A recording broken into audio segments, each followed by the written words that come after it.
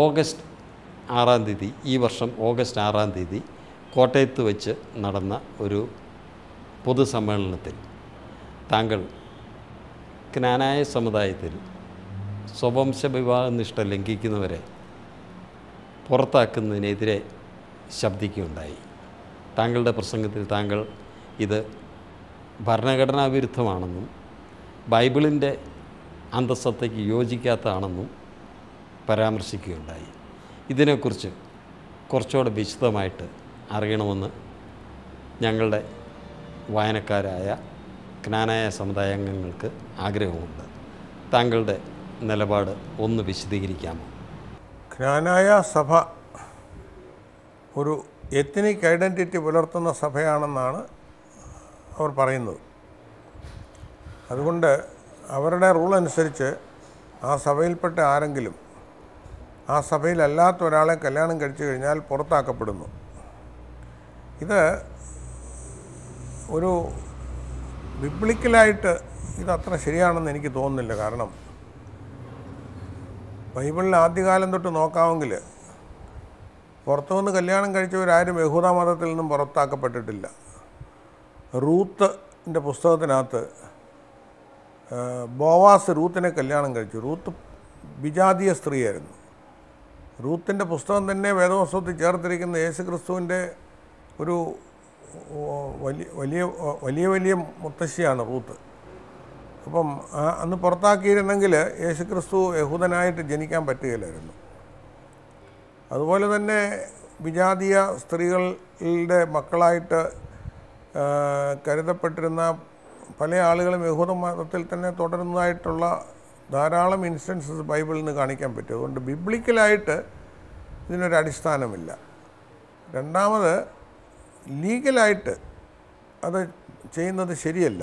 കാരണം ഈ ഒരു കുടുംബത്തിൻ്റെ ജീനിയോളജി പരിഗണിക്കാൻ ഒന്നുകിൽ മാതാവ് വഴിക്ക് അല്ലെ പിതാവ് വഴിക്ക് അതായിരിക്കണം അതിൻ്റെ നമ്മൾ കരുതേണ്ടത്.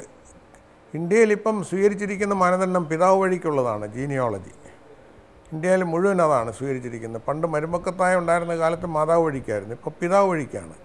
ഇപ്പോൾ പിതാവ് ഏത് സമുദായത്തിൽപ്പെട്ടതാണെന്ന് മാത്രം നോക്കുക. പിതാവ് കല്യാണം കഴിച്ചുകൊണ്ട് വന്ന് പുറത്തുനിന്നാണെങ്കിലും ആ പിതാവിൻ്റെ മക്കൾ ആ സമുദായത്തിൽ തന്നെ തുടരണമെന്ന് പറയുന്നത് ലീഗലായിട്ട് ചേരുന്നത്. മൂന്നാമത്തേത് ബുദ്ധിപരമായിട്ട് നോക്കിയാൽ ഈ പുറത്ത് ഉള്ള ഒരാളെ കല്യാണം കഴിച്ചാൽ അവരെ പുറത്താക്കപ്പെടുന്നതിൻ്റെ ഫലമായിട്ട് ഈ ക്നാനായ സഭ ഇങ്ങനെ ശോഷിച്ചില്ലാതെയായിത്തീരും. എനിക്ക് ക്നാനായ സഭ നിലനിൽക്കണമെന്ന് ആഗ്രഹമുള്ള ഒരാളാണ്. ഒരു ഒരു ഒരു ഒരു ഒരു പ്രത്യേക സഭയാണത്. അതിനൊരു ഹെറിറ്റേജ് വാല്യൂ ഉണ്ട്. അതുകൊണ്ട് അവരില്ലാതെയാകുന്ന ഒരു കാലം വരരുതെന്ന് ഓർത്തിട്ടാണ് ഞാനിത് പറയുന്നത്. പിതാവ് ക്നാനായ സഭയിൽപ്പെട്ട ആളാണെങ്കിൽ മാതാവിനെ എവിടുന്ന് കല്യാണം കഴിച്ചുകൊണ്ട് വന്നു കഴിഞ്ഞാലും ആ പിതാവിൻ്റെ മക്കൾ അവരുടെ കുടുംബം ക്നാനായ സഭയിൽ തന്നെ തുടരണമെന്ന് നിയമം മാറ്റുന്നതായിരിക്കും ബുദ്ധിപരമായിട്ട് അവർക്ക് നല്ലതെന്നുള്ള ഒരു അഭിപ്രായമാണ് എനിക്കുള്ളത്. പാഴ്സി മതത്തിൽ ഇങ്ങനെ ഒരു നിയമം നേരത്തെ ഉണ്ടായിരുന്നു, അവരത് മാറ്റി.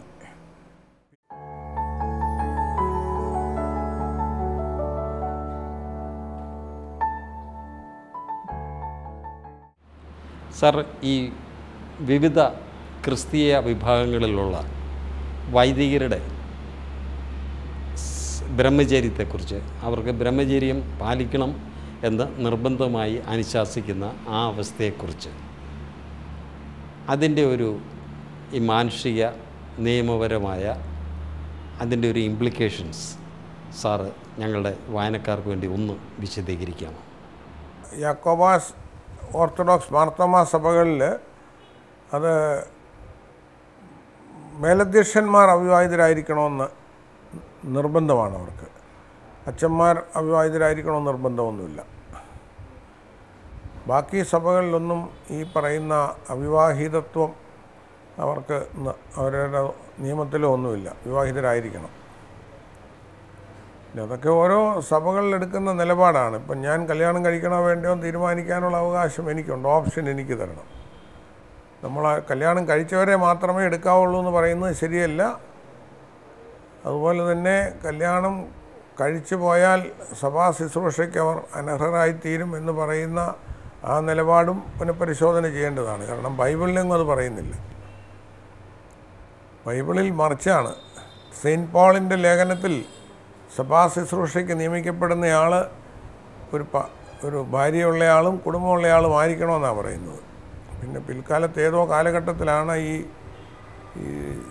അൺമാരീഡ് ക്ലർജിയുടെ ഒരു സ്വീകാര്യത വന്ന് പള്ളിയിൽ പോകുന്ന ജനങ്ങളിലും ഭൂരിപക്ഷം പേർക്കും അവിവാഹിതരായിരിക്കുന്നവരുടെ അടുത്ത് പൗരോഹിത്യം ഉണ്ടാകുന്നതിനുള്ള താല്പര്യമെന്നാണ് ഞാൻ മനസ്സിലാക്കുന്നത്. അങ്ങനെയൊരു ധാരണ സൃഷ്ടിച്ചു വച്ചിട്ടുണ്ട്. അവിവാഹിതനായിരിക്കുക എന്ന് പറഞ്ഞാൽ ഭാരതത്തിലും സന്യാസിമാരൊക്കെ അവിവാഹിതരായിരിക്കുകയാണല്ലോ ഭാരതീയ പ്രശ്നങ്ങളിലും. എന്നാൽ പുരാതന കാലത്തെ സന്യാസിമാർ അങ്ങനെ ആയിരുന്നതായിട്ട് ചരിത്രം പറയുന്നില്ല. ഇത് അങ്ങനെ അങ്ങ് വന്നു എന്നല്ലാതെ അതിന് ചരിത്രപരമായ കാരണങ്ങളല്ലാതെ വേദശാസ്ത്രപരമായ കാരണങ്ങളില്ല. കത്തോലിക്ക സഭയിലാണല്ലോ ഇത് ഏറ്റവും കൂടുതൽ നിർബന്ധിതമായി നൂറ്റാണ്ടുകളായി പാലിച്ചു വരുന്നത്. അവിടുത്തെ സ്ഥിതി എന്താണ്? അതേപ്പറ്റി ഞാൻ രണ്ട് ഭാഗത്തിൻ്റെയും വാദങ്ങളടങ്ങുന്ന ലേഖനങ്ങൾ ഞാൻ വായിച്ചിട്ടുണ്ട്. എനിക്കതിനെപ്പറ്റി വലിയ താല്പര്യമില്ലാത്തത്, കല്യാണം കഴിക്കണമെന്ന് ആഗ്രഹമുള്ളവർ കഴിച്ചോണം, അല്ലാത്തവർ കഴിക്കണ്ട എന്നുള്ളതേ ഉള്ളൂ. കത്തോലിക്ക സഭയിലാണെങ്കിലും കല്യാണം കഴിക്കണമെന്ന് ആഗ്രഹമുള്ള അച്ഛന്മാർ അവരുടെ നിയമത്തിന് കീഴിൽ തുടരാൻ പറ്റുകയില്ലാത്തപ്പം അവർ അതിനകത്തുനിന്ന് മാറി വേറെ കല്യാണം കഴിക്കുന്നതിന് തടസ്സമൊന്നുമില്ല. അവർ പറയുന്നത് ഞങ്ങളുടെ പുരോഹിതനാകാൻ ആഗ്രഹിക്കുന്നയാൾ കല്യാണം കഴിക്കാതിരിക്കണം, അത് അവരുടെ നിയമമാണ്.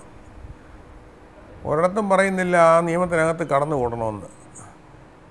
കാത്തലിക് ചർച്ചിൽ തുടരുന്നതിന് കല്യാണം കഴിച്ചെങ്കിൽ കാത്തലിക് ചർച്ചിൽ തുടരാൻ പാടില്ലെന്നൊരു നിയമവുമില്ല. പക്ഷെ പൗരോഹിത്യം വേണമെങ്കിൽ കല്യാണം കഴിക്കാൻ നിൽക്കണമെന്നാണ് അവർ നിയമം കൊണ്ടുവന്നത്. എനിക്കതേപ്പറ്റി വലിയ ഒരു നിർബന്ധമൊന്നുമുള്ള ആളല്ല. ഒരു വിഷയത്തെപ്പറ്റി എനിക്കത്ര വലിയ ഒരു താല്പര്യമില്ല. കാരണം കല്യാണം കഴിക്കണമെന്ന് തോന്നുന്നവർക്ക് കല്യാണം കഴിക്കട്ടെ. അച്ഛന്മാരായിട്ട് ആകണമെന്ന് ആഗ്രഹിക്കുന്നവർ കല്യാണം കഴിക്കരുതെന്ന് അവർ പറയുന്നെങ്കിൽ നമുക്കതിനകത്ത് ഓപ്ഷൻ ഉണ്ടല്ലോ. വേണ്ട, എനിക്ക് വേണ്ട. എന്നാൽ വൈദിക വൃത്തിയിൽ വരണമെന്ന് ആഗ്രഹിക്കുന്നെങ്കിൽ വിവാഹം നിങ്ങൾ കഴിക്കാതിരിക്കണമെന്ന് പറയാനുള്ള അവകാശം ആ മതത്തിനുണ്ട്.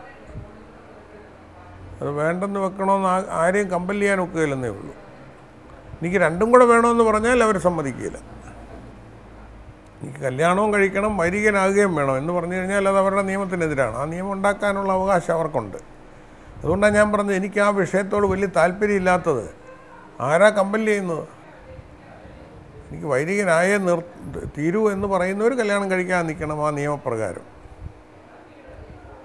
കാലക്രമേണ വൈദികരാകണമെന്നവർക്ക് അവിവാഹിതരായി നിൽക്കണമെന്ന് പറയുന്ന ആ ഒരു നിർബന്ധം മാറാൻ സാധ്യതയുണ്ടെന്നാണ് എൻ്റെ വിചാരം. കാരണം ഇപ്പോൾ പല അച്ഛന്മാരോടുള്ള വർത്തമാനത്തിൽ അതുകൊണ്ടൊരു പ്രത്യേകമായ ഒരു ആനുകൂല്യമൊന്നും കാണുന്നില്ല.